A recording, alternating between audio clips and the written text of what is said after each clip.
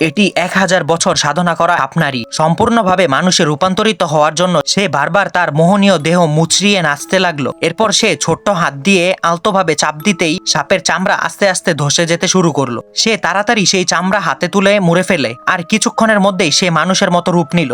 তার দুই পা হঠাৎ টান খাওয়ার মতো অবস্থা হলো আর সে হাঁটতে পারছিল না। এই সময় স্বপ্নারী 1000 বছর কিছু খায়নি, তাই হঠাৎই সে একগুচ্ছ ডিমের কাছে পৌঁছালো। সে একটি মুখে নিয়ে নিল। ঠিক তখনই নদীতে দুই সুন্দরী মেয়ে গোসল করছিল। স্বপ্নারী সুযোগ বুঝে তাদের পোশাক নিয়ে নিল।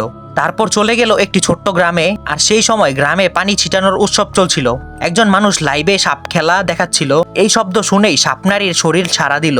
সে সুরের তালে তালে নাচতে শুরু করলো। কিন্তু হঠাৎ দুই নোংরা লোক তাকে কাপড়ে আটকালো। তারা লাল কাপড় দিয়ে তার মাথা ঢেকে দিল এবং তাকে টেনে নিয়ে গেল এক বাড়িতে।